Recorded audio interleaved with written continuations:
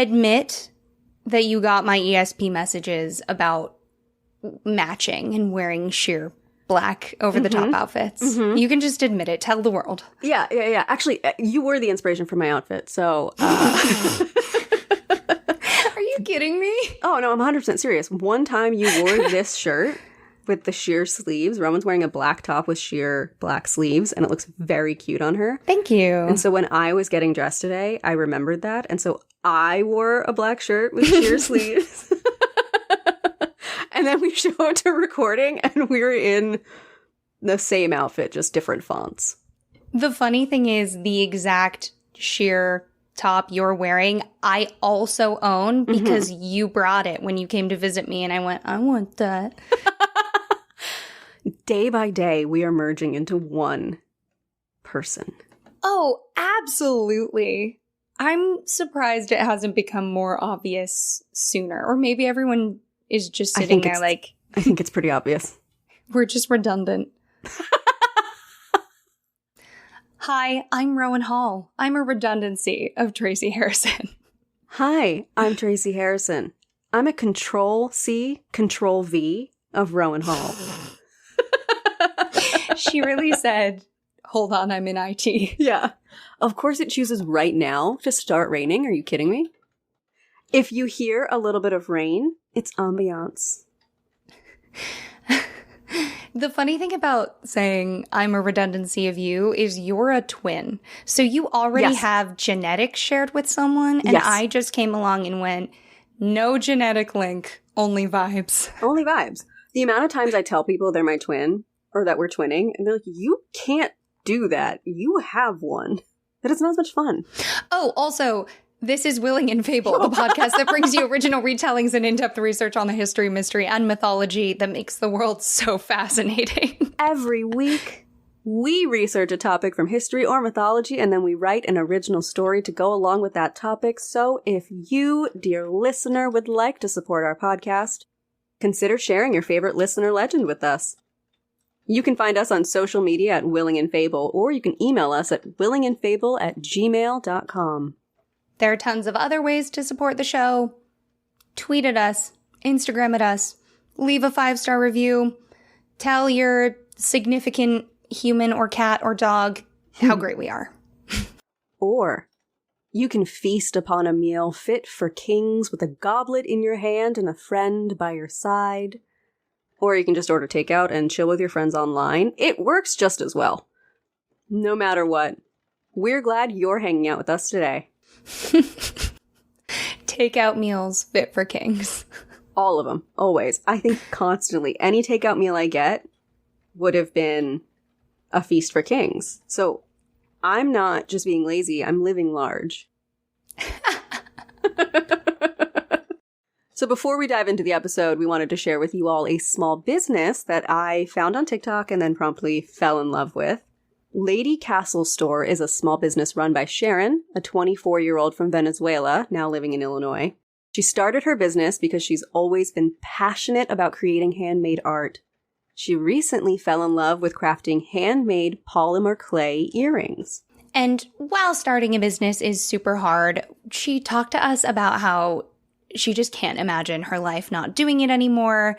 She hopes that she can connect with people through her jewelry, and that really resonated with us because, of course, you all know that's kind of how we came to podcasting. Mm-hmm. Sharing stories and connecting with people was what drove us to do what we do. So we were really excited when we found Sharon to partner with. I'm currently wearing her sun and hand earrings. And I gave Jamie a pair of her psychedelic mushroom earrings for our shared birthday. Because as we said, I'm a twin. I have a pair of her rainbow cloud earrings. She was kind enough to send us some pieces.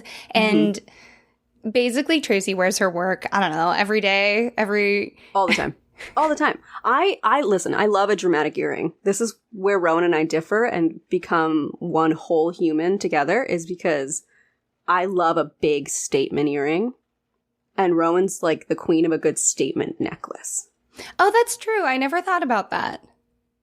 So when I was like, hey, Trace, I like your earrings, of course, she went, I'm going to share her TikTok with you right now. And then we fell down the rabbit hole and, got to actually meet her. And now we have fancy earrings. And We're very spoiled podcasters. So if you think Tracy has good taste fundamentally, you should check out Sharon's work at Lady Castle Store on Etsy and also search Lady Castle Store on social media. Use code FABLE for free shipping when you order from Lady Castle Store. That's FABLE for free shipping to the US on your order. So now, it's time for us to dive into our episode. Quick content warning for domestic abuse. There will be brief mentions at the top of the episode, but we will dive deeper into that topic at the end of the episode. Listener discretion, as always, is advised. Tracy, you picked this topic absolutely bucking the schedule, as we often do. We just say... The schedule's like, it's the pirate code. It's like, it's guidelines, not rules. They're guidelines. Tell me you grew up obsessed with pirates without telling me you grew up obsessed with Pirates of the Caribbean. I did choose this topic because after all the Roe v. Wade nonsense occurred, there was a lot of trending on social media. One of those things was Lysistrata, which Rowan covers in episode 82. The other one that I saw trending was Aqua Tofana, which I don't know about you, Rowan. I didn't know anything about. No, absolutely not. No, I know nothing. Great. So I chose to dig into Aqua Tofana and its creator, Julia Tofana, for this week's episode. I'm going to start out this week with my story, which is a sort of, you can think of it as like an advertisement for Aqua Tofana. She's mixing it up. She's starting with fiction or history or fiction about history? Yes, that one. There it is. The word is historical fiction, Rowan. Yeah, I can hear you all screaming. So now, for my story this week. She mixes the poison well in a cup, knowing that later her husband will sup, and dine upon a feast shall he, for fine a man's last meal should be. And later from sleep he will not wake, shock and grief now widowed she'll fake. The real emotions she'll have inside are pity, relief, joy, and now pride. And Aqua Tofana is what she shall thank for all of the money she'll get from the bank. A leisurely life is what's waiting for sure for any a wife who shops at our store. So we know that this is a story Tracy really cares about because she waxed poetic about it. I love writing poetry. As I've been doing this podcast, I've been finding the types of stories I love telling, and it is a struggle not to write a poem every other week because I love translating the things we research into poetry. And it was just so much fun to kind of write like you could see this as you're like flipping through one of those magazines from the 50s where it's got a big bottle of Aqua Tofana and then just this on the side as part of the advertisement. So right now, audiences only know that husbands are being poisoned. Watch your takeout, everybody. And Aqua Tofana is what it's called. Exactly. So hook us up. What is going on? We're going to start with a quote from Mike Dash's amazing article for the University of Cambridge titled, excitingly, Toxicology in the Middle Ages and Renaissance. Quote, Aqua Tofana, a poison first developed in Sicily in about 1630, became the subject of a notorious trial that took place in Rome in 1659. Although apparently based on arsenic, it was so notorious that by the early 18th century, it began to be ascribed almost magical properties. As such, Aqua Tofana became a catch-all term referring to an imagined class of slow poisons that were thought to be precise, undetectable, and invariably lethal. Popular belief in the existence of slow poisons remained common well into the 19th century, and the details of the original Aqua Tofana were largely obscured and forgotten. End quote.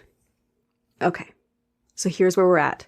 Aqua Tofana is a poison from the 1630s in Sicily that became so well known, it was the Kleenex of its day. It was the brand name that described the generic thing. Okay, I don't ask for a Kleenex, I guess. Careful the Kleenex you ask for. Is it only liquid? It's poured into beverages? We will get into it. Most of the information from today's episode is from Mike Dash and his article quoted above, as well as his article titled Aqua Tofana, Slow Poisoning and Husband Killing in 17th Century Italy. Rowan, I have a piece of art here for you that is supposedly a bottle of Aqua Tofana.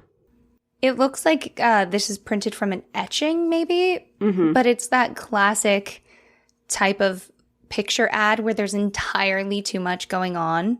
And it's got a big circular frame that has a bottle in it, and outside of the frame, it looks like there's kind of like an apothecary setting. Someone is grinding with a mortar and pestle, presumably in the background. The interesting thing about the bottle is, I guess it has a saint maybe on it, but it looks like a tarot card of like the Hierophant or something. Ooh, I hadn't thought of that. I was so excited about the fact that I found the one with a saint on it because, and we will dive deep into this, but it was not uncommon for women to have these bottles with saints on them among their many possessions, because it was thought that if you had a real bottle of tears from a saint or whatever from a saint, that it had this healing property. So it was seen as medicine. So when you put Aqua Tofana in a religious bottle, people don't suspect it as poison. And you can slowly poison your husband. So many people poison their husbands specifically that this is a topic that people could tweet about post Roe v. Wade. Oh, absolutely. Yes. So let's dive into Aqua Tofana and its inventor, Giulia Tofana. She is the one that is almost always associated with Aqua Tofana. I want to clarify, there is so very little information about her, we're not even entirely sure she existed. Oh. Yes. Oh, so it's like she's the absinthe fairy of Aqua Tofana. She could be like, everyone's associating this with this one girl, but actually she could be a total made-up fantasy person. Yes, exactly. We know that she was most likely born in Palermo, Italy around 1620. And there's a theory that she may have taken the first name of her mother as her last name, which was a common practice at the time. This has led historians to believe that she was the daughter of another Palermo poisoner. Tofana Diadamo was accused of poisoning with an arsenic concoction of her own invention, potentially Aqua Tofana, and she was executed on July 12, 1633. She was executed for having poisoned her late spouse, Francesco Diadamo, and for having trafficked in illegal lethal poisons. She was preceded by Francesca Lasarda, who was executed for also having trafficked in illegal lethal poisons the year prior. These two women were accused of selling poisons together in Palermo in the 1600s. So, for a long time, Tofana Diadamo was known in history as the alleged mother of Giulia Tofana. You with me? Yes, I'm totally with you. It's Tofana, and non-Tofana so far. Yes, exactly. It was said that Giulia named the poison Aqua Tofana after her mother and then fled to Rome after her mother's execution, where she founded a new business selling poisons. In reality, this is probably a myth. It likely came about from a hypothesis from the 19th century, which is well over 100 years after the time in which Giulia lived. So I think it's worth quickly interjecting, because this is something you and I have talked about, and maybe a lot of people know, probably those who like fantasy fiction. But poison is usually considered like the women's method of killing people, because it's subtle and it requires forethought and planning, and you don't have to be strong. And I think knowing that adds a little bit of zest to this story. Yes, because women didn't have access to a lot of ways to protect themselves, except for poison. Giulia Tofana, whose actual name was Giulia Mangiardi, left Palermo for Rome in 1624. However, it does appear that she did found a business selling poison, which she eventually left to her stepdaughter. The big thing here is that there is nothing historically to indicate that Tofana Diadamo was the mother of Giulia Mangiardi at all. The best we can kind of guess is that Julia may have been her disciple and learned from her. I want to know how you even have a poison selling business. Is it an underground thing or do you have a storefront? It's an underground thing.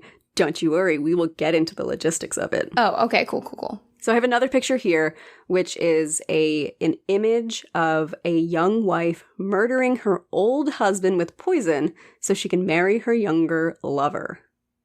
Is her younger lover the woman outside the room? I don't think it is, but can we pretend that it is? It totally is in my head. Right? Okay, so this looks like it's from another etching printed. It's funny that the husband is like older and she's younger because they're basically both just the most basic faces you could possibly have. So you don't get any indications of anything other than that they do have eyes and nose and mouth. Absolutely. That is correct. And he's sitting in bed in his little nightdress and his funny little hat. He's like reaching forward like grabby hands at the soup she's carrying.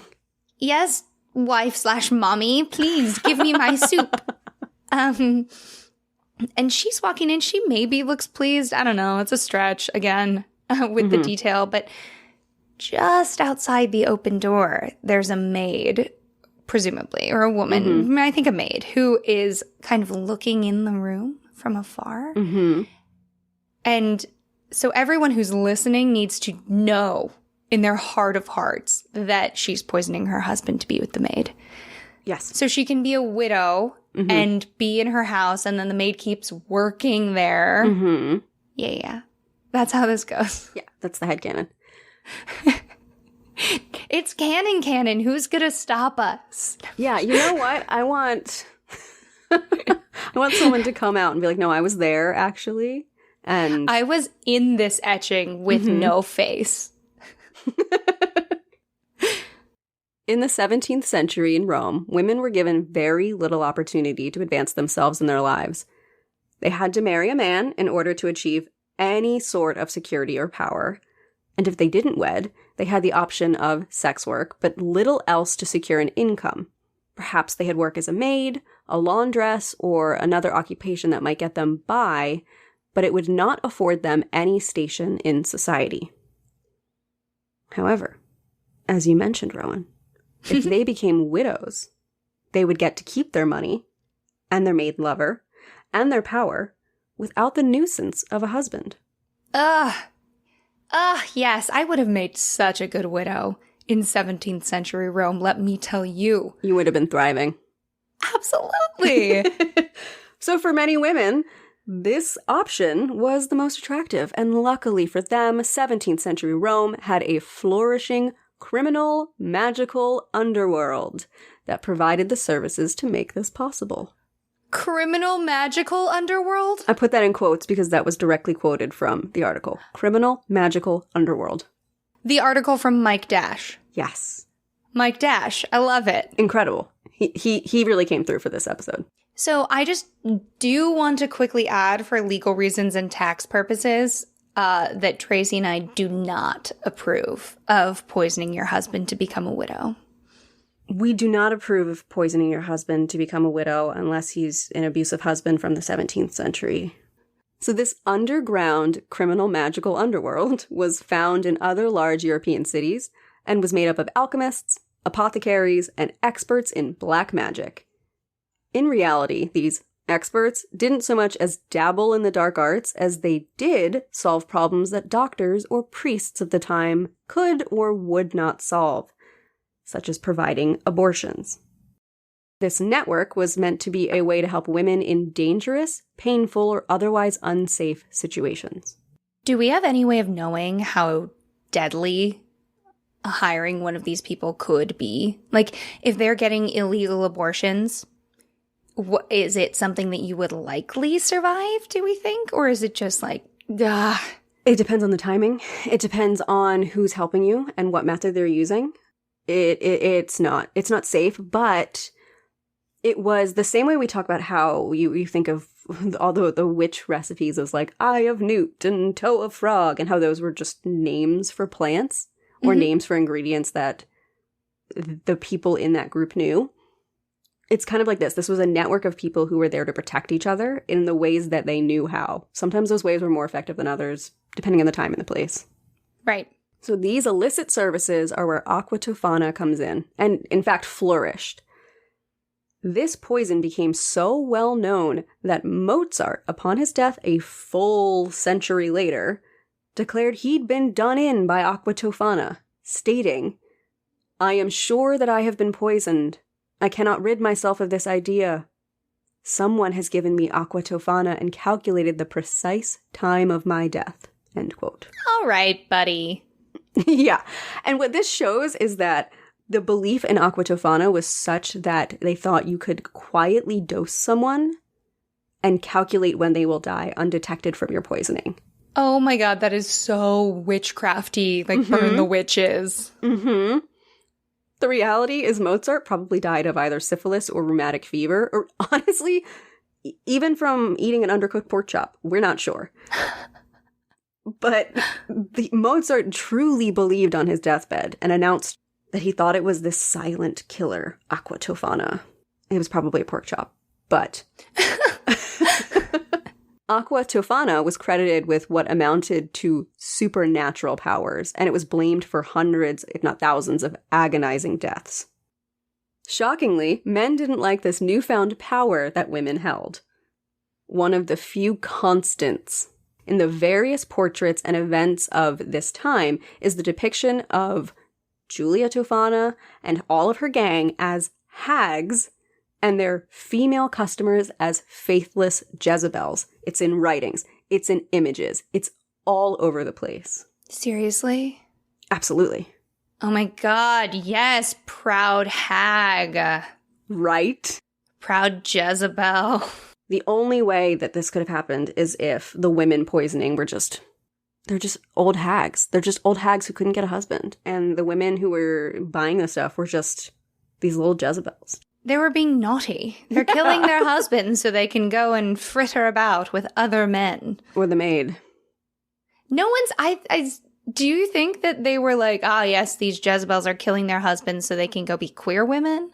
Or were they like, it's all about the men? Like, they're killing the one man to get the next man. 100% they believed they were killing the one man to get the next man, because the idea of queer women wasn't even really a thing until hundreds of years later. Why did this poison become so popular and so famous when presumably people have been poisoning people forever? We'll get into it a little bit, but this one became so famous, I think, 1, marketing. 2, it was packaged so discreetly. It was packaged to look like perfume or makeup or a religious item that sits on your counter all day, every day. And the belief, I think it was a rumor mill just spiraled, because the belief was a couple drops could kill someone. It would be undetectable. No way for you to know after the death that it was Aqua Tofana. And then it started to be believed that you could time the death for maybe even weeks after you poisoned them. Do you think someone is making a perfume called Aqua Tofana? There are options of perfumes called Aqua Tofana. Excellent. Excellent. That's incredible. You have to, right? That's brilliant. Sorry, I totally derailed you by shopping for the vibe. I'm sorry. Never apologize for shopping for the vibe. So, Chambers' journal has a quote where they stress the horror of a strong man reduced to nothing by his wife, and tells us that the poison was a subtle killer. Quote, "Administered in wine or tea or some other liquid by the flattering traitress, it produced but a scarcely noticeable effect. The husband became a little out of sorts, felt weak and languid, so little indisposed that he would scarcely call in a medicine man. After the second dose of poison, this weakness and languor became more pronounced. The beautiful Medea, who expressed so much anxiety for her husband's indisposition, would scarcely be an object of suspicion, and perhaps would prepare her husband's food, as prescribed by the doctor, with her own fair hands. In this way, the third drop would be administered, and would prostrate even the most vigorous man, The doctor would be completely puzzled to see that the apparently simple ailment did not surrender to his drugs. And while he would still be in the dark as to its nature, other doses would be given. Until at length death would claim the victim for its own. To save her fair fame, the wife would demand a post-mortem examination. Result? Nothing. Except that the woman was able to pose as a slandered innocent, and then it would be remembered that her husband died without either pain, inflammation, fever, or spasms. If, after this, the woman within a year or two formed a new connection, nobody could blame her. For everything considered, it would be a sore trial for her to continue to bear the name of a man whose relatives had accused her of poisoning him. End quote.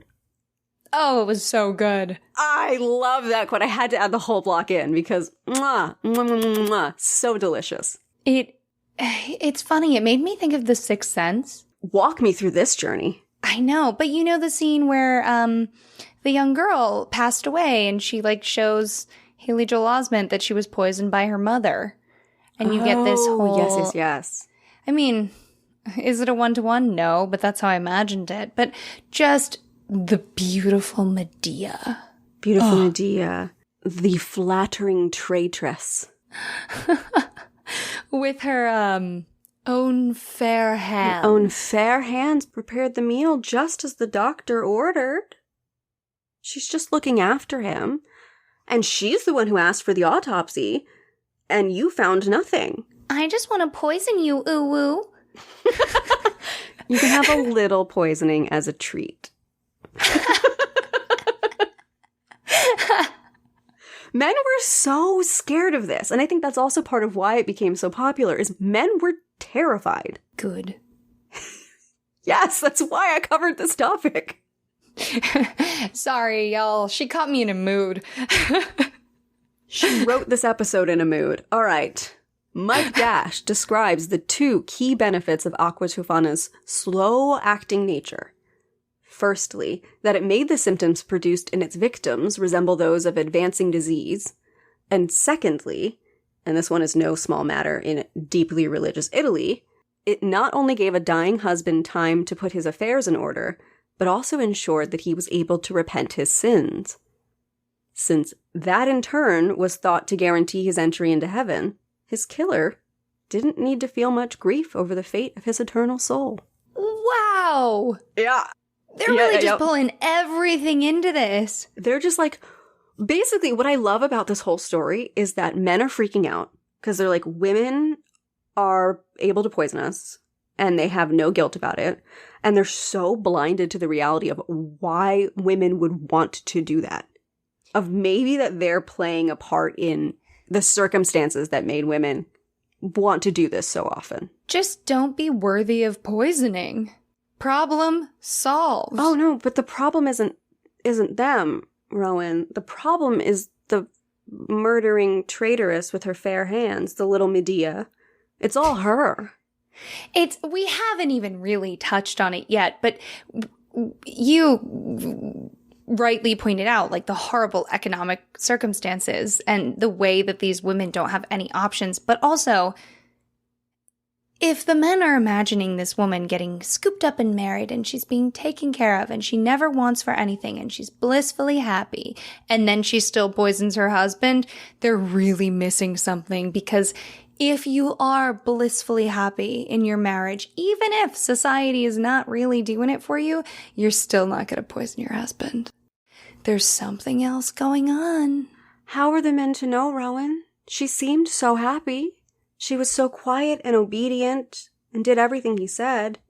It's not his fault that she wasn't clearly unhappy based on the things that made him happy to do and the way he liked existing. It's not his fault that she didn't like that. Oh God, the chilling conclusion of that is, I abused her and she never said anything. Ugh. Yes, it is. All right. Let's talk about Julia Tofana. Okay. The story, as most tell it, goes thusly. Julia Tofana invented a poison that was odorless and looked relatively harmless. She would package it up into makeup or perfume containers so that it could live on the shelves of everyday women without notice. It is said that 4 to 6 drops could kill a man, especially if given over the course of a few days in meals or drinks. Do you think it's like garlic in a recipe where they're like 1 clove of garlic and you and I are like 6 cloves of garlic? 6 minimum. And so they're like 4 to 6 drops, more like 25 drops. Let's be really sure. I don't want to be doing this again and again and again, only getting half the effect. It's just... You're not going to have a good pasta if you don't have enough garlic and poison. I've always said it, you know, the 2 things that every pasta needs, garlic and poison.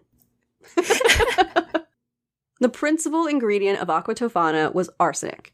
And while its use spread throughout much of southern Italy, it was typically administered by women to their husbands, most commonly in order to come into their fortunes. These poisons were often known as inheritance powders. Julia Tofana and her gang of women were supposedly able to use these poisons to dispose of at least 600 victims. Their secret was well kept for all of those years by a widening group of satisfied clients. What? Yes. That's so many. The big selling point you see when you research Aqua Tofana, Julia Tofana, anything around this topic, is Julia Tofana, the serial killer with the highest body count of 600 victims. Like, it's very sensationalized in that way. It's like the murderess of Italy, and you always see the same painting you used in the Witch Familiars episode of the woman making the love potion. That is on every article with a description of Julia Tofana making Aqua Tofana. That's not what that painting is. It's everywhere. The idea of even close to 600 victims and no one being an absolute narc is kind of shocking. Not because 600 people couldn't die, but because I don't think 600 people could keep a secret. Yes. We will get into the potential downfall of this gang. This gang started when Julia Tofana arrived in the wealthy capital of the Papal States in the company of a much younger woman, Girolama Spara, she was probably Julia's stepdaughter. Okay. The pair had supposedly fled Palermo in the wake of the attempted poisoning gone wrong. Again, possible connection to Tofania di Adamo as either Julia's mother or mentor. When the 2 came into this new city, they quickly resumed their old activities of poisoning and settled in. So here's how they did it. Firstly, they recruited several new accomplices, 2 poison makers, Giovanna de Grandis and Maria Spinola, nicknamed Grifola, and 2 saleswomen named Laura Crispalti and Graziosa Farina. At some point, this group obtained a regular supply of arsenic by striking up an acquaintance with a priest named Father Girolamo, whose brother was an apothecary and willing to sell the women poison. Oh, having a father involved in this, dealing arsenic. It's just good. It's just juicy from top to bottom. And I can't believe no one is, like, shouting it from the rooftops. This is so cool. I feel like you could make a movie about this, or maybe someone has, that has the vibe of perfume. You know, that. I want a perfume ad, like a parody perfume ad, but it's for Aqua Tofana. That had to have existed, right? Or like the conversation where you're like, Tracy, I got this new amazing perfume. I'm like, tell me more about it. Yeah, I've been wanting to impress my husband with a new perfume. And you just chase that down yes, it comes in this. Do you want to borrow this one from me? Oh, I have the perfect thing that your husband will love. You can just borrow mine. Yeah. What I want is to, like, take a Chanel commercial or, like, a Dior commercial, but just change it to Aqua Tofana. Dior. Aqua Tofana. Aqua Tofana. The scent of freedom. That was off the dome, y'all. She's so good.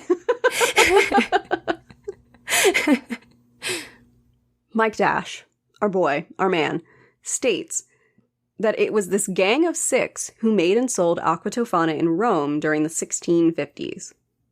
So little is known about the women that it's impossible to do more than speculate about their relationships and what brought them together. No clear pattern can be discerned, but Tofana was apparently the leader. De Grandis would eventually confess that she was taught to make poison by her, and the group contained both Sicilians and native Romans. End quote. We found the narc, ladies and gentlemen. Oh, get ready. Oh, no. Julia Tofana died in about 1651, probably in her own bed and unsuspected of any crime. And from then on, Spara, who is probably her daughter or stepdaughter, took over as leader of the gang. She was the widow of a Florentine gentleman by the name of Carazzi and moved comfortably in aristocratic circles, while De Grandis, the poison maker, dealt mostly with the less exalted clients. According to one contemporary manuscript unearthed in a local archive, Spara operated as a kind of cunning woman who sold charms and cures to the gentle women and nobility of Rome. These activities would not only have introduced her to potential customers, but would also have given her a shrewd idea of which of her clients were happy in their marriages and which were unhappy, not to mention which might be desperate enough to seek drastic remedies and be able to keep the secret. Spara and her companions likely took the arsenic supplied by Father Girolamo and disguised it, first by turning it into a liquid, and then bottling it in glass jars that identified it as manna of Saint Nicholas. Okay. So, Mike Dash goes on to explain that at the time, it was known as a miraculous healing oil that supposedly sweated from the bones of Saint Nicholas.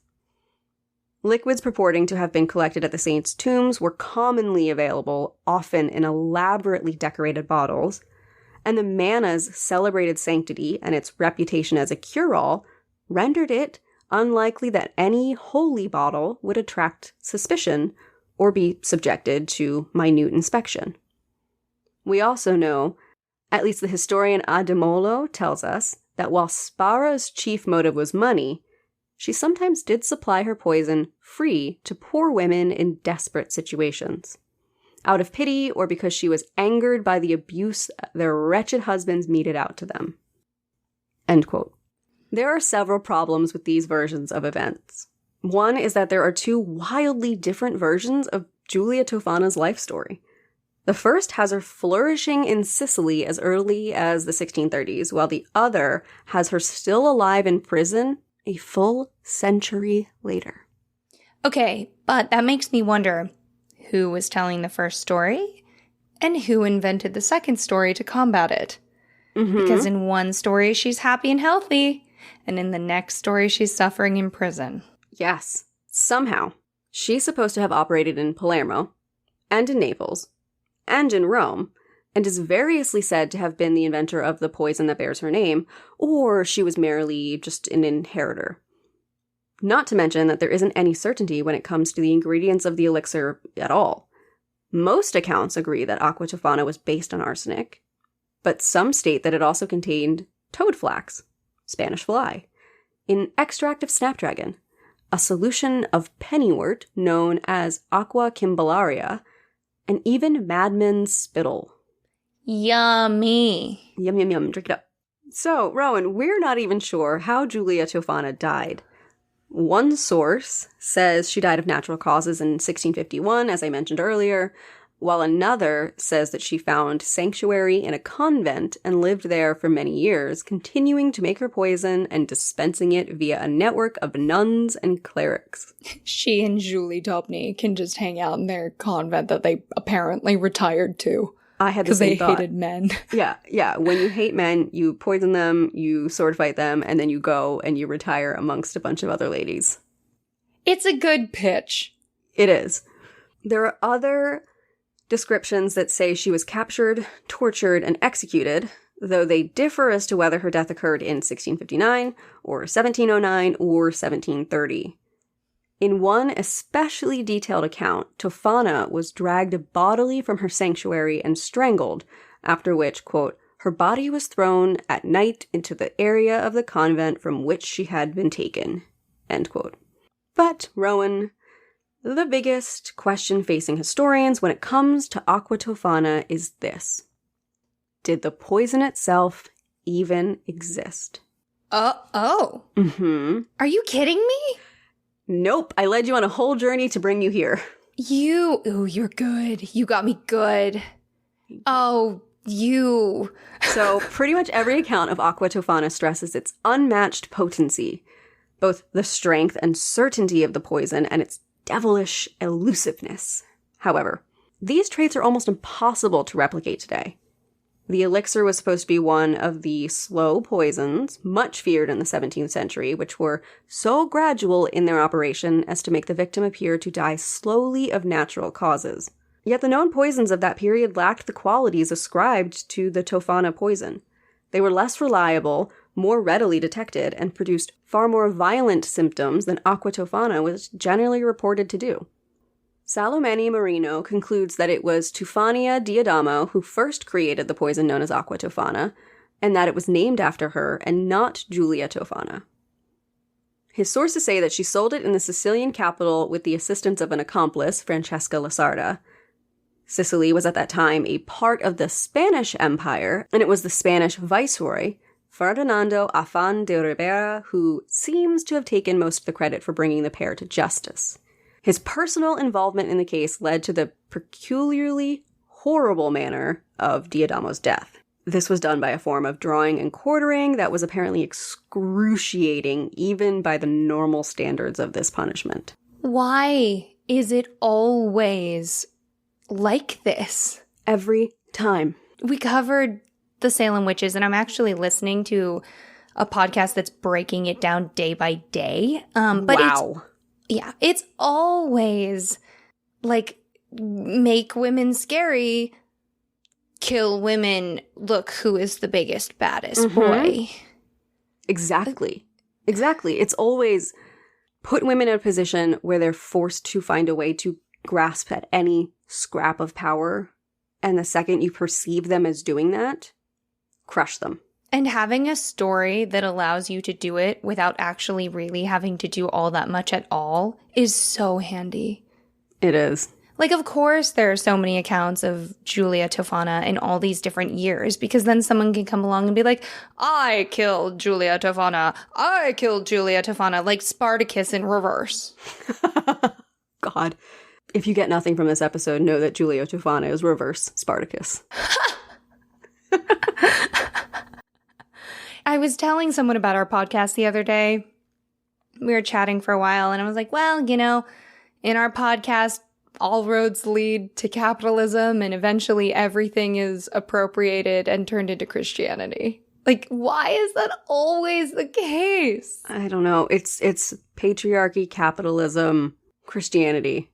Those are the three things we see a lot. Sexism, racism, and classism. Yes. Here, have an ism for your mythology. The next time that we see something that may be Aqua Tofana is in Naples in the years 1643 to 1645. Some important context to know is that this city was also in Spanish possession at the time. It was known as the capital of the Kingdom of the Two Sicilies. Naples was, thusly, precisely the sort of place likely to attract refugees from Palermo who were on the run from the Sicilian authorities. Apparently, the Naples toxicant worked in exactly the same way as Tufania Diadamo's poisons, and was thus declared to be most likely Aqua Tofana. This does seem something of a stretch, though, because if the active ingredient in Aqua Tofana was arsenic, then many arsenic-based poisons would have produced similar symptoms. And Medici's notes, still stored in a Florentine archive, they do nothing to resolve this problem, nor do we know the names, the methods, the clientele, or even the fate of the Naples poisoner. The effect that Aqua Tofana supposedly had on its victims are summarized in a warning notice to the public that was issued in Rome late in the 1650s, when fear of the poison was at its absolute height. According to this document, the chief symptoms were agonizing pains in the stomach and the throat, vomiting, extreme thirst, and dysentery. Oof. All of these are highly suggestive of arsenic poisoning, though Adamolo, the historian I mentioned earlier where this information comes from, cites a contemporary account suggesting that the poisons made by Spara and her associates also contained antimony and lead.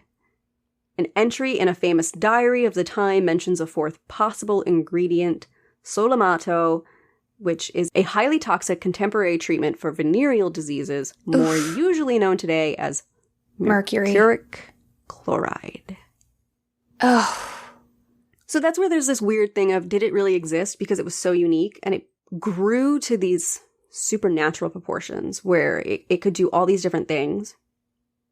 But if its base was still supposed to be arsenic, what made it so special, and why can't we replicate anything like that today, or even know what could cause the same symptoms today? I just assumed that maybe the deaths were as violent as that describes, basically like puking out your insides.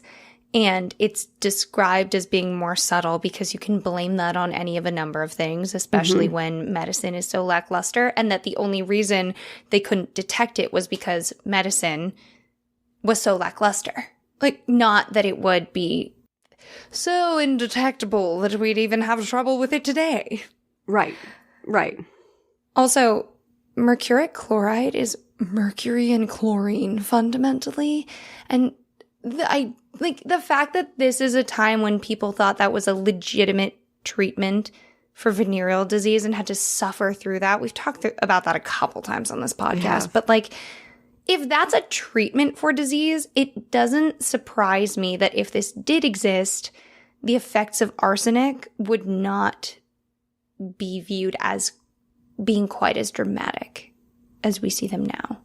Does it make sense? It does. It does make complete sense. My only counter to that is contemporary writings saying that it has a different reaction in the body than other arsenic poisons of the time. Hey, listen, I'm not saying it existed. I'm bummed. It could have existed. We don't know, so therefore we get to choose what we want to believe. For legal reasons and tax purposes. I'm only a little bit bummed. Historian and our favorite boy, Mike Dash, explains that there are two possible namesakes, and thus stories, for the Aqua Tofana we think of today. The first story, and probably the most reliable one, is the accounts based on Italian archives, and it was supplied by two 19th century scholars. I've mentioned them before already.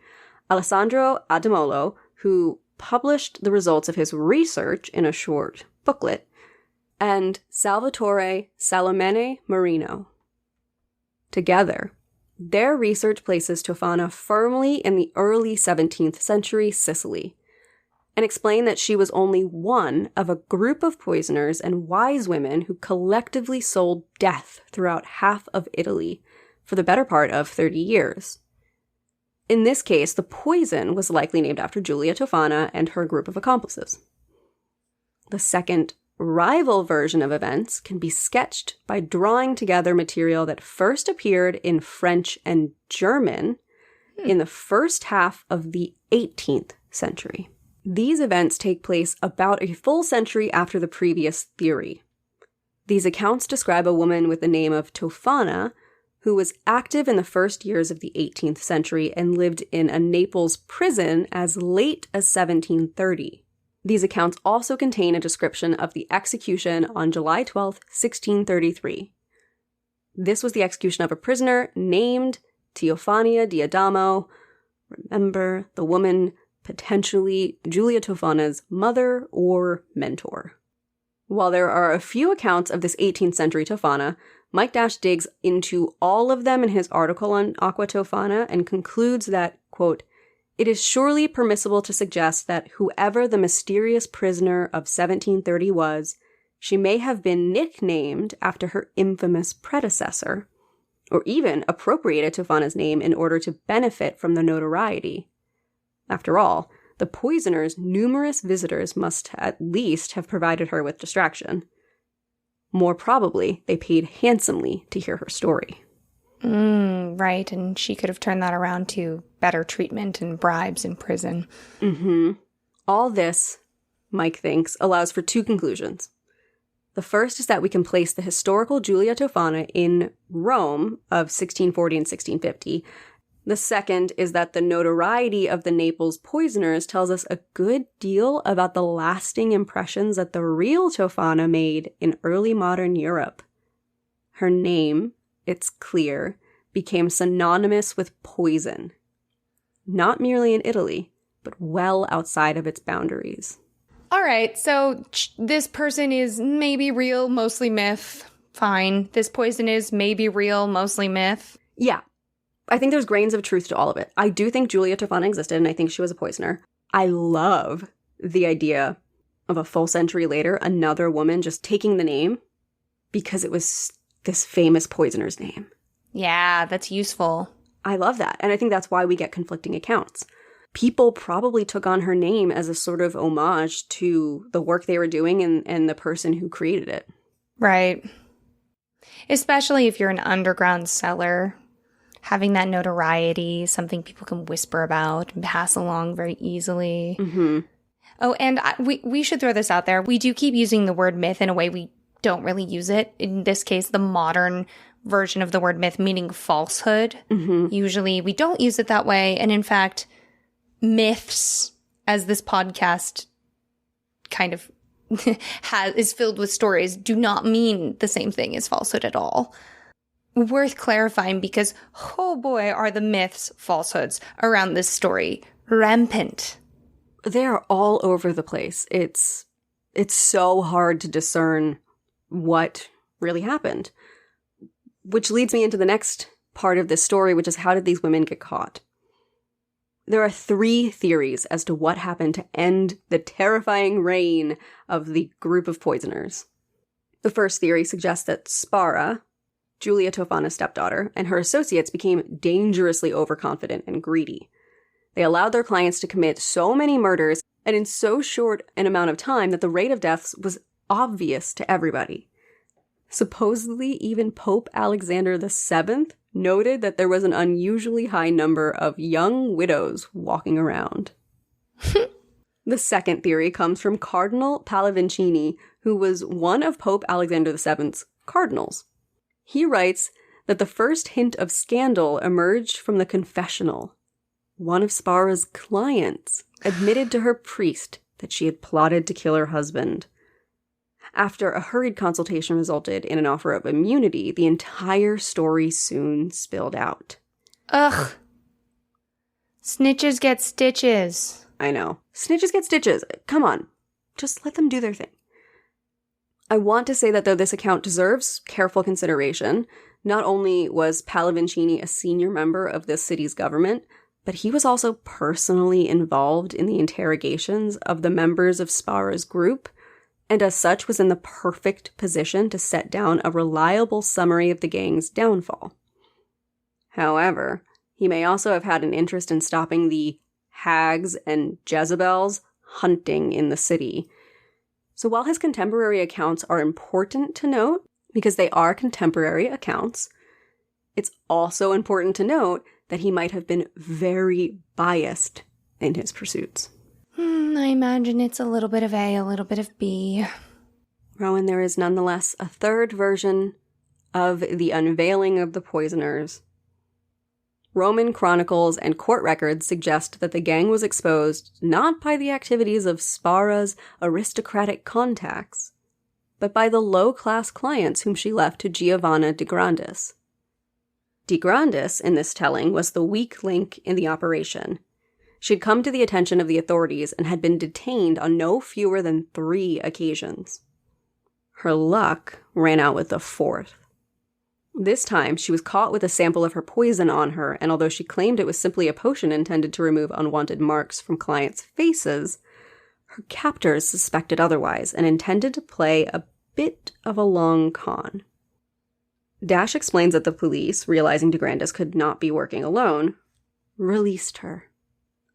This allowed her to go back to her old haunts, and then they set up an elaborate trap to catch both her and her confidants. This trap was a Florentine noblewoman by the name of Signora Loretti. They brought her to the city and they set her up with the false identity of Marchesa Romanini, establishing her credentials by moving her into a substantial mansion in a fashionable district in the city. Loretti began to pay visits to De Grandes. At first, the fake Marchesa sought the services of an astrologer, but it was not long before she was spinning tales of an unhappy marriage and offering huge sums for a bottle of Aqua Tofana.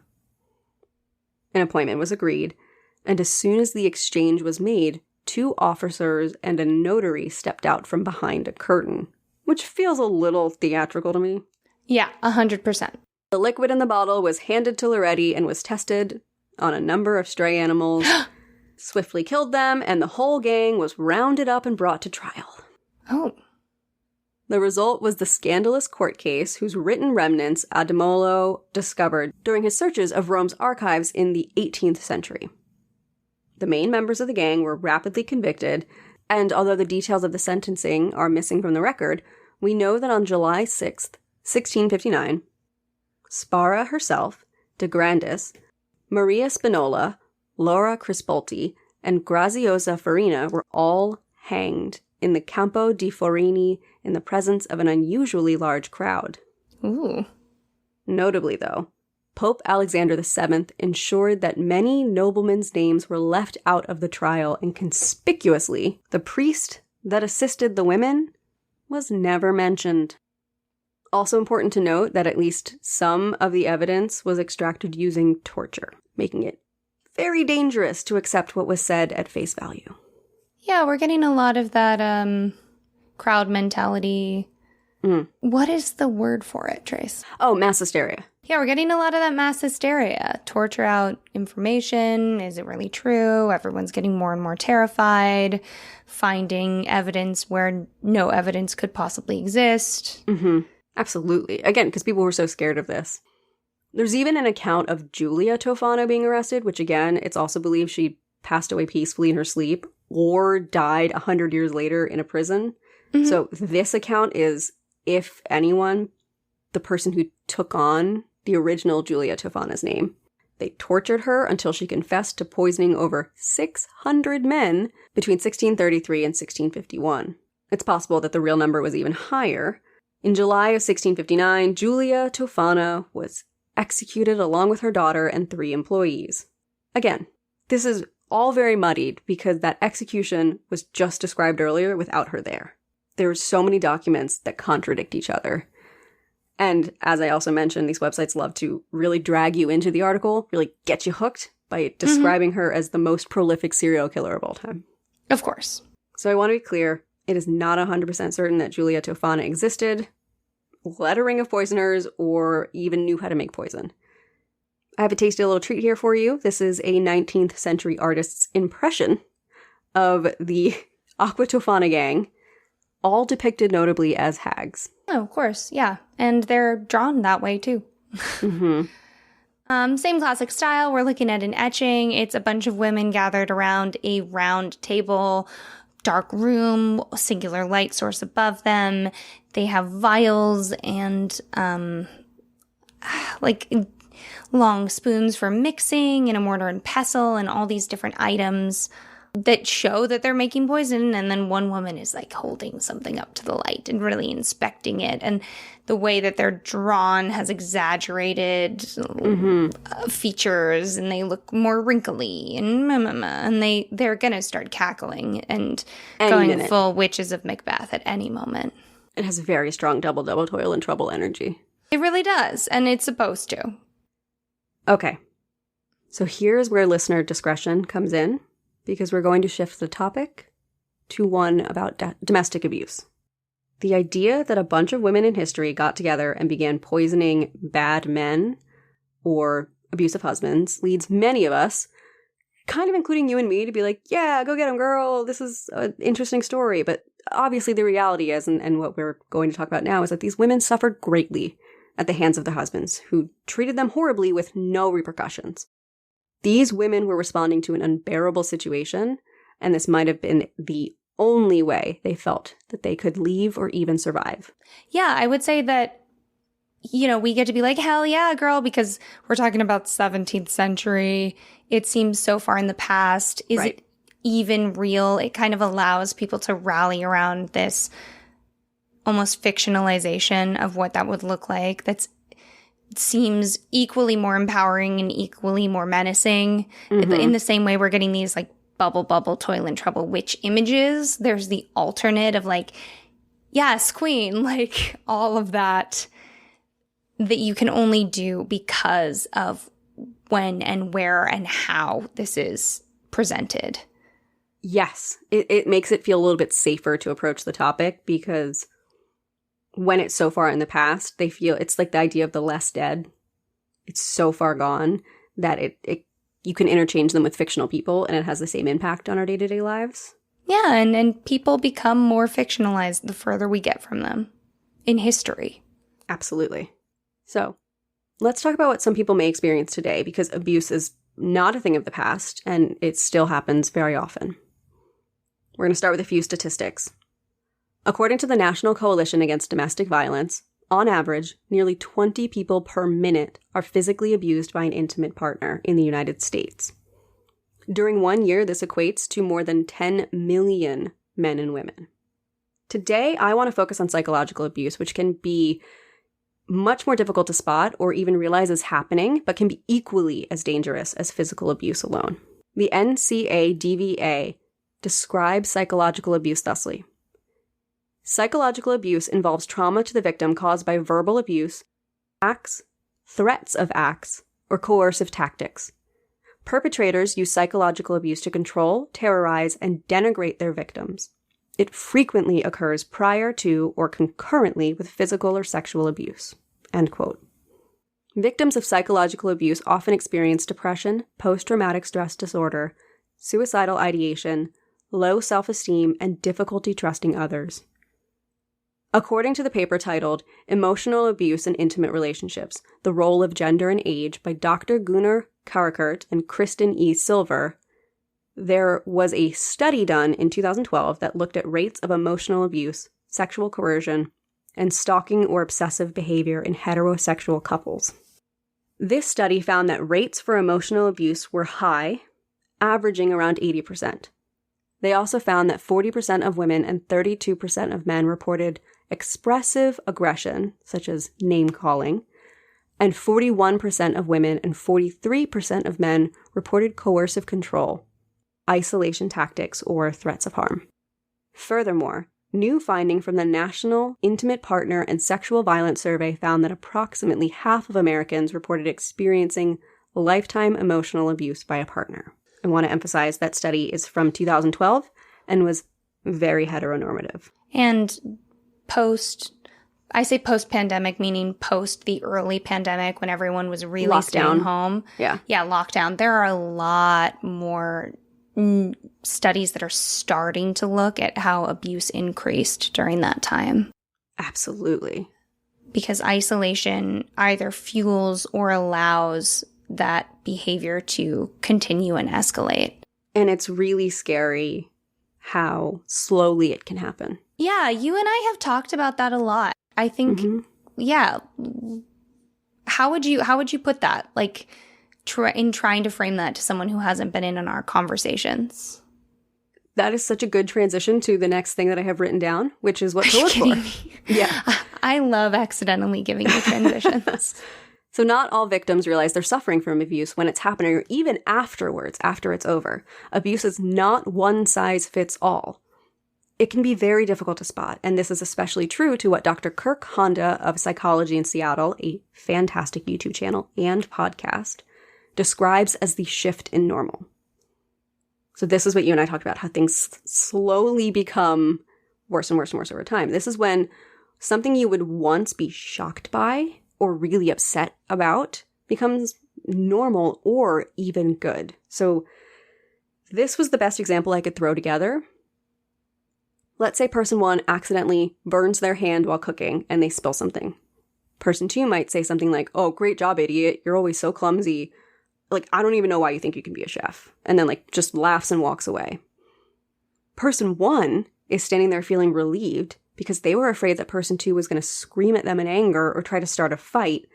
So they say nothing because they're just glad person 2 isn't mad.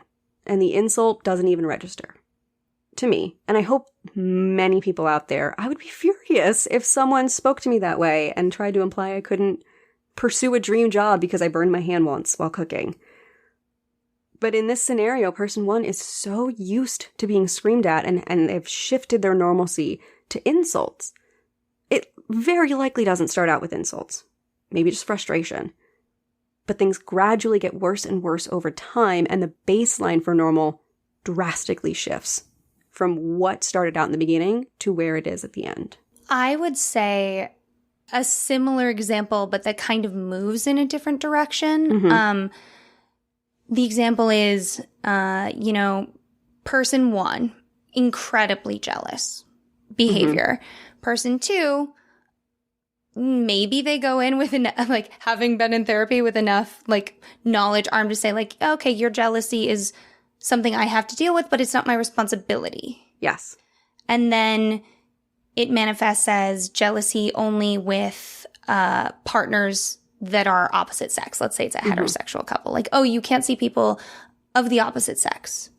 And that is an issue. Mm-hmm. And then somehow, slowly over time, it starts looking like, well, why didn't you invite me to a gathering with your friends, even if it's all girlfriends in this case? Or asking questions and checking up when you're out. It's all those little details that maybe could seem okay. Maybe I was just asking how your time was. I'm just interested in you. Mm-hmm. But in fact, it's an extension of an insidious behavior. Absolutely. And it will start out very likely as, how was your time out with friends? Well, who was there? Oh, did they bring anyone else with them? That sounds like it was such a really fun time. The next time. So who was there? Oh, and they brought their significant other? Okay. All right. Sounds like it was cool. The next time. Who was there? Why were they there? You didn't tell me they were going to be there. The next time. Why wasn't I included? It just builds. It builds, and it is insidious because it's hard to describe when you're experiencing it. Yes. And it feels like something that should be easier to tackle than it is. It feels like it should be clear-cut. And I also think in a lot of ways, American heterosexuality kind of makes a level of jealousy, specifically men who are partnered with women, because that's really what we're dealing with the story of Aqua Tofana, the heterosexual relationships. There is this level of jealousy that is baked into patriarchal society that men are allowed to have that makes that another insidious example. You can't, it's already in the society. So was he jealous or did he care about you? God. Yes. And jealousy is, of course, not the only example. It's just jealousy is something we have a big word for. Whereas a friend brought up to me recently, she said, in my generation, when I was in college, the big thing that we all had to grapple with and figure out how to say was date rape. We had to label that as something and then teach ourselves how to say this happened to me and this wasn't okay. Because before then, date rape wasn't a thing. Rape was for strangers. It was for criminals. And it was a very, very clear cut. You got attacked. It was something that you at no point wanted a part in. Right. And she said, to me, your generation and what is happening right now for women is everyone needs to figure out how to reclassify abuse, because it is not always just that theatrical TV smack across the face that we would love to be the only version. Absolutely. Because people will get up in arms about that one. So actually, again, perfect transition into the next set of topics I want to talk about. I live to cue you up for transitions. I felt like it was really important for us to use our platform to give people tools to recognize when this might be happening. So I have listed a subset of the behaviors that I found on Healthline for people to look out to. But if you are interested in reading that whole article about emotionally abusive behaviors, it is linked in the show notes. Here are a few things to look out for. So these are tactics used to undermine self-esteem. Name-calling and derogatory nicknames. This person might blatantly call you stupid, a loser, or other insults. Maybe they use terms of endearment that highlight things you're sensitive about, like my little nail biter, or my chubby pumpkin. And noted, they ignore your requests to stop. Dismissiveness. They'll brush off your achievements or claim responsibility for your successes. Body language like eye-rolling, smirking, head-shaking, and sighing. Joking. Specifically, when you express discomfort with something they said, they might respond with, "Can't you take a joke?" And you're just left wondering if you're the one that's too sensitive. There are some tactics used to maintain power and control, such as spying on you digitally. They might demand your passwords or insist you go password-free and regularly check your internet history, emails, texts, or call logs. This one is thrown around a lot, but gaslighting. Someone abusing you may deny that specific events, arguments, or agreements ever even happened. This tactic can leave you questioning your own memory, mental health, or well-being. The thing that people forget about gaslighting, because it's such a buzzword right now, is also gaslighting happens over time. Yes. It's not the one time someone was like, I don't remember it that way. It's not that like one argument where you don't see eye to eye. It's someone consistently chipping away at how you see your reality. Absolutely. Not intentionally necessarily, but over time. The last one here is that they might lecture you constantly, especially after you make a mistake, no matter how minor. They will probably catalog all of your errors in a single monologue. These tactics are used to accuse, blame, or deny. These are jealousy, maybe accusing you of flirting or cheating often. Using guilt.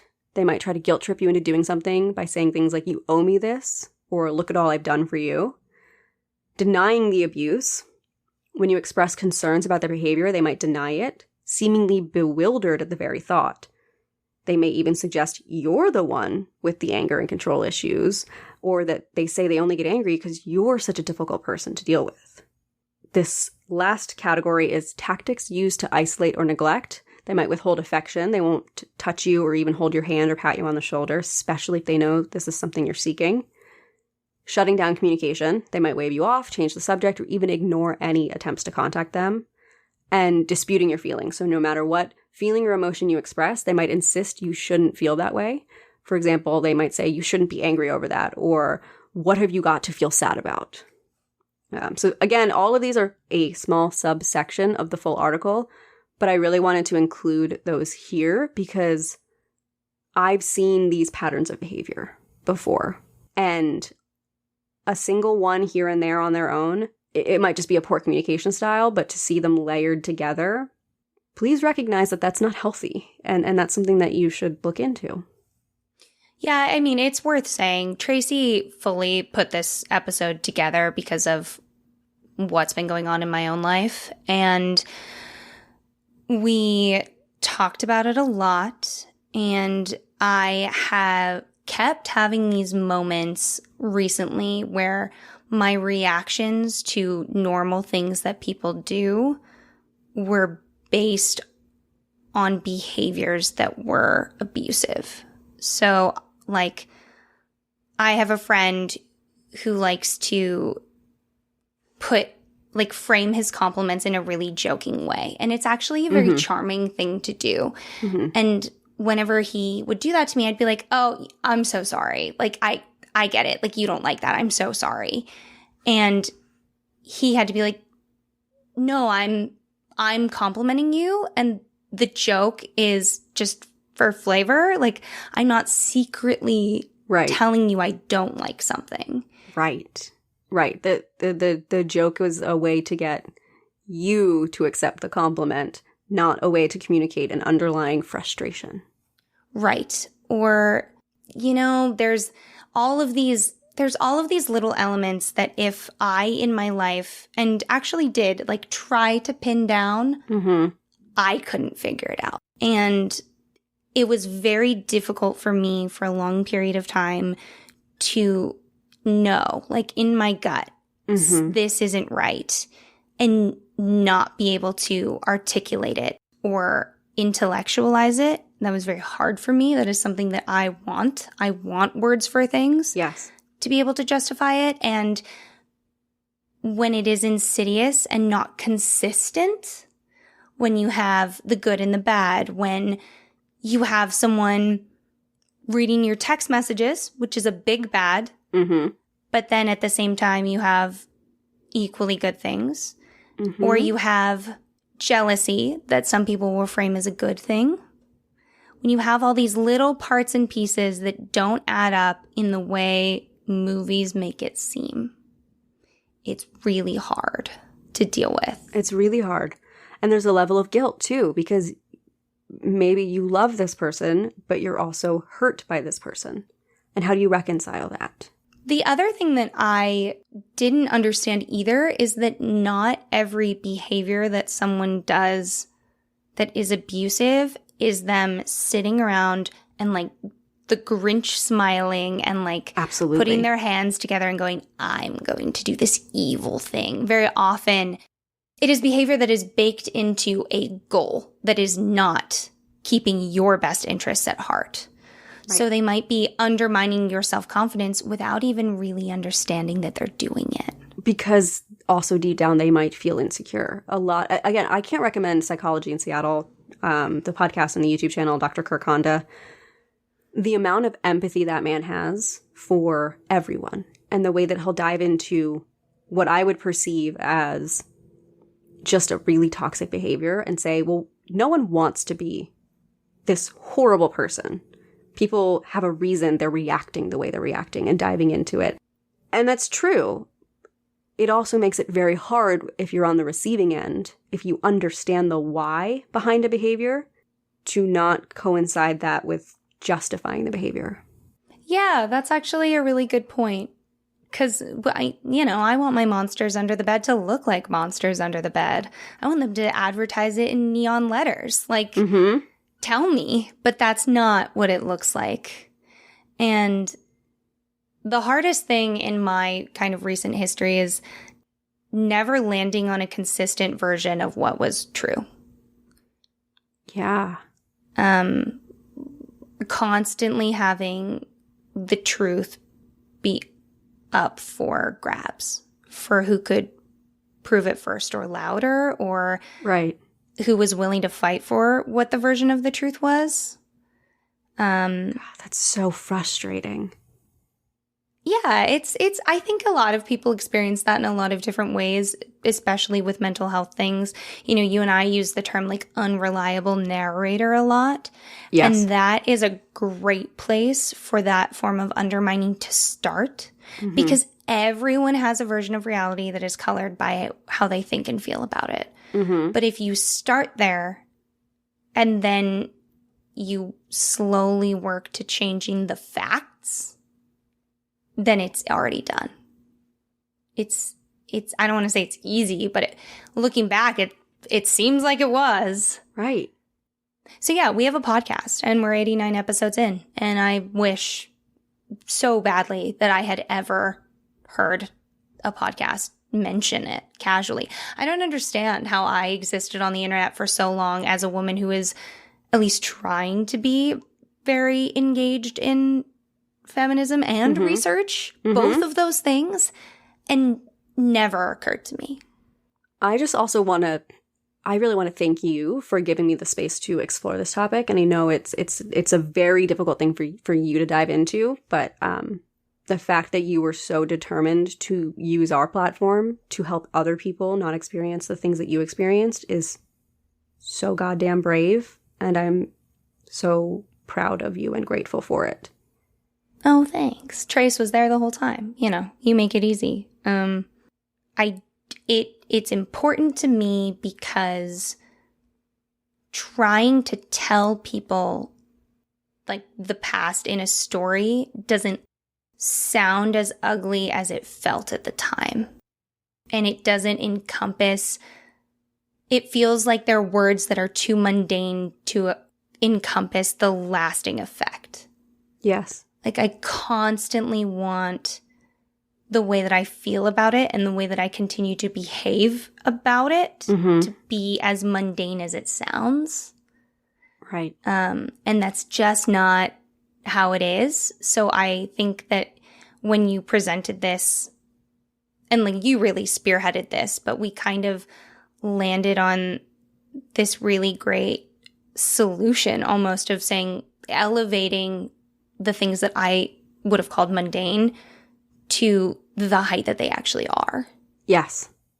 So let's talk about how to leave a potentially abusive relationship, which many people know can be extremely challenging and potentially the most dangerous part of the relationship.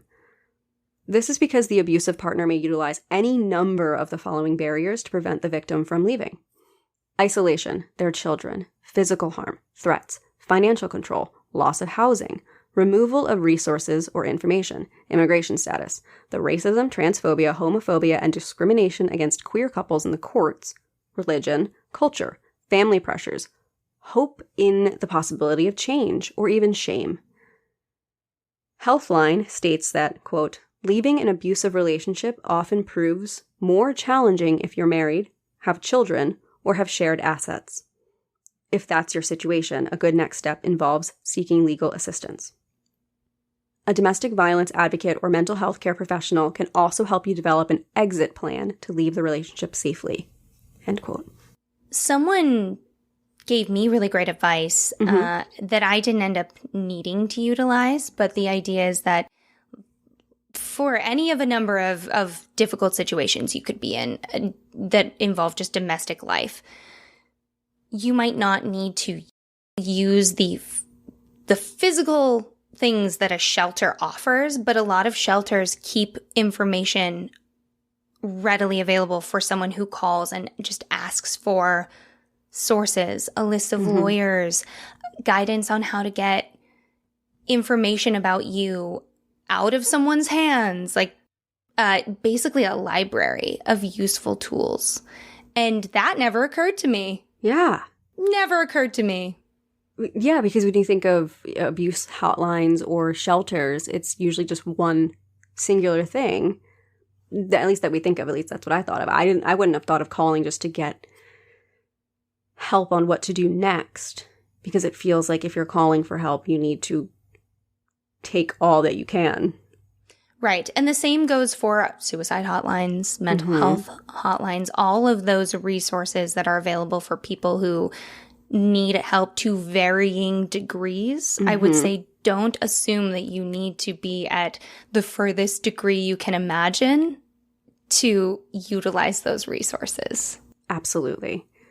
The following resources can also help you come up with a plan. DomesticShelters.org. You can visit this website for educational information, a free hotline, and a searchable databases of services in your area. And Love is Respect. This nonprofit organization offers teens and young adults a chance to chat online, call, or text with advocates. If you or anyone you know needs help, you can call the National Domestic Violence Hotline at 1-800-799-7233 or text START, S-T-A-R-T, to 88788. All of that information is in our show notes as well. What do you think about people responding to discussions about the subtleties of domestic abuse and stories like Aqua, Tofana, and kind of like crying misandry and, you know, like getting really heated about this quote unquote hatred of men? Because we've hit that a lot. We have. In just chatting. We have. And I think we've been clear to differentiate between terrible behaviors, a society that encourages bad behaviors or does not teach appropriate behaviors, and men as a whole. The thing that we focus on is less on men and men's feelings and more on the people who are impacted by them. And I've always felt that that is the thing that we focus on. We focus on women, queer people, the people who are othered by the fact that cishet white men are the ones with power. They just are. If you've made it 89 episodes in and you don't agree with that, I mean, I don't know how else to sell it to you. That's the way that it's been. So if someone listens to this episode and comes to us and says, you're misandrist, you're, making men out to be the villains, in this case, I wouldn't say men are the only villains. Obviously, when it comes to domestic abuse, anyone can be an abuser and anyone can be abused. Men can be abused. Women can be abused. Parental people can be figures. abused. Parental figures can be abused. Siblings. Children. Exactly. The list goes on and on and on, which is why I wanted to make sure to discuss that here. But I will always defend the way that we try to approach these topics because we're not approaching them with malice. We're approaching them with love for the people impacted. It's also worth noting that misandry is a symptom of this larger problem, right? It's been explained so many times in videos and memes all over the internet. That's a really simple way to look at it. But, when you adopt a dog from a shelter that got beat up on by a man and the dog is afraid to be around men, you don't say the dog is terrible. You just try to make its experiences better and see if you can help it heal from that. And then hopefully it's not afraid of men anymore. That is the most simple terms I can think of to frame this idea of when people want to cry misandry. Well, why? Mm-hmm. What is going on that can be repaired by all of us to make it so people don't walk around feeling afraid? Because even from the side of the men who are afraid of being poisoned in this story, because this is a story that's being sold to everyone, mm-hmm. What is the fear and how is it driving people to behave? I think you just hit the nail on the head so well that there's so much about this that's just based in fear. People react to fear. And the people, I think, crying misandry are the ones who are feeling for the first time in their lives afraid because they feel power being taken away.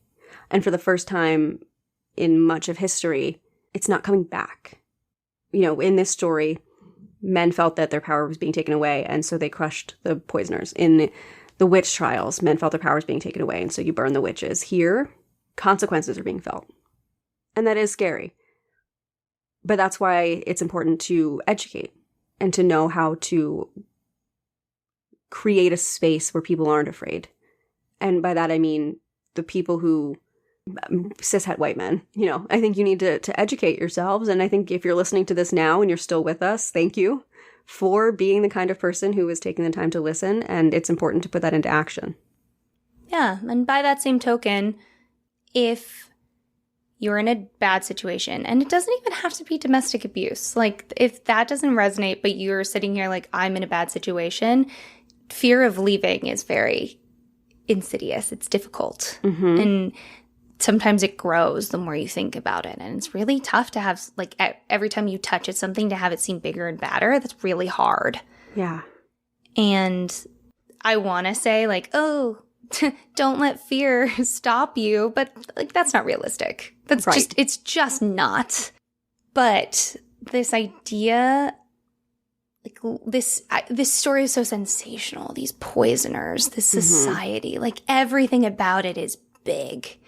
And it creates this idea of what is enough. What is bad enough that we take action. And since you brought it back to the really quiet, tough details about domestic abuse, what's often labeled under covert narcissism. Mm-hmm. I want to, as we wrap up, take it back to you do not need a big, bold story for something to be enough for you to want to make a change. I couldn't agree more. And yes, thank you for framing it that way. And with all of that heaviness, this was the story of Aqua Tofana and Julia Tofana. Woo! I know. It was a lot. Thank you. Thank you for sharing your story, Rowan, and being brave enough to be the one who puts their voice out there so that others might feel strong enough to be heard. Oh, to be fair, there's only so much one can share on a podcast. And so it is, it's gauging when you think about like telling really intimate details about yourself, like how much does this cost me personally? But I don't think that any cost that accompanies the amount of information that I've shared is greater than the possibility that maybe one person who was like me could just start thinking about it. Mm-hmm. I wish I just started thinking about it sooner. So I think all the research that you've done and all the work you put into this episode and me touching on my life is the cost is not too great for that. Right. Do you want to tell me something good? Sure. So my something good this week is really simple. It was my birthday recently, and I'm just very grateful to the people in my life who took the time to celebrate, and for especially our dear friend Casey, who planned a lot of really lovely surprises for me, because for the first time in my life, my twin sister and I did not celebrate our birthday together. She was in a very fortunate position to be able to go on a cruise, and she usually plans our birthday. So I was like, oh boy, I don't know how to plan my own birthday. I was very uncomfortable with the idea because I've never had a solo birthday. It's always been this joint experience. And my friends are amazing. They just planned a weekend that was so very on brand for me. It was great. So I'm just very grateful for the people in my life and the fact that I got to have a very cherished birthday year. Yeah, it makes me happy. Yeah. And I got to catch little glimpses of it. Yeah. So what about you, Rowan? Tell me something good. Well, on your birthday, you did text me that there was a housewarming present coming my way. Yes. And it has since arrived. So you sent me this amazing box of just spooky, witchy fun. And it was from this company called Under the Seventh Ray. Mm-hmm. And y'all, it came with a candle. There was a bath bomb. There was this geode slab. It had yummy lip balm and just all these fun little, like, yummy things. What I would call, like, just girly things. But, you know, just that pampering vibe. Yes. I wanted a combination of stuff that was, like, witchy and gothic, but also cozy and warm. And this really came through. Yeah, it was so wonderful. It was such a lovely present. I got a housewarming present. As you should. My new little home. That's so thoughtful. And of course, you texted me on your birthday, and I responded, did you just get me something on your birthday? Yes, I did. Oh, my other something good is that I very intentionally didn't pick up the phone when you called me on my birthday because I like to save the voicemails that you leave singing happy birthday to me so I can listen to them. I sing happy birthday to Tracy on her birthday. And I sing happy birthday year. to Rowan on her birthday. I think we've been pretty consistent. I don't know. It's been years and years. I'm sure we've missed one, but we do that. Mm-hmm. And I always hope that you and Jamie aren't with each other when I call because I have to call and sing to both of you. But very often I call you or Jamie and then immediately call the other person and you're just sitting right next to each other. Yeah. I like singing to people on their birthday. It feels special when it happens. Mm-hmm. So happy birthday. Happy belated. Thank you. Our listeners were amazing. I actually didn't really say anything about it being my birthday. I think you were the one who kicked that off. And then our listeners were just so sweet and thoughtful. Everyone sent you bats. They sent me bats. It was great. So thank you all so much for listening to this episode. Thank you for sticking with us while we had our little hiatus and while we do episodes that are a little heavier and a little more personal. And remember, stories grow with the telling. So if you like what we do, tell a friend. Or tell a foe. And we'll see you soon. Okay?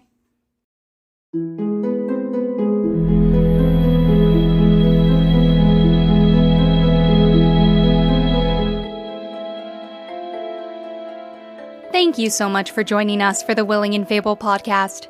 This episode was written and produced by Tracy Harrison and Rowan Hall. That's me. Our logo is by Jamie Harrison, and our music is by Taylor Ash.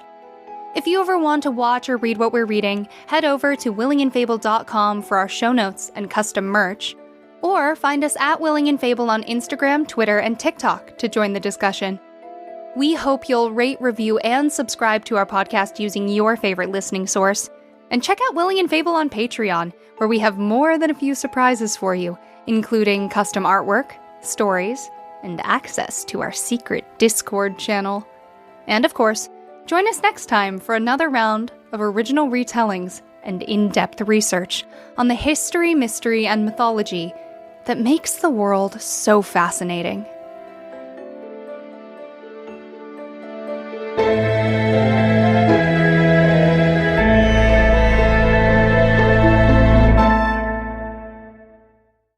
Shockingly, men didn't like this new pound New pound flour!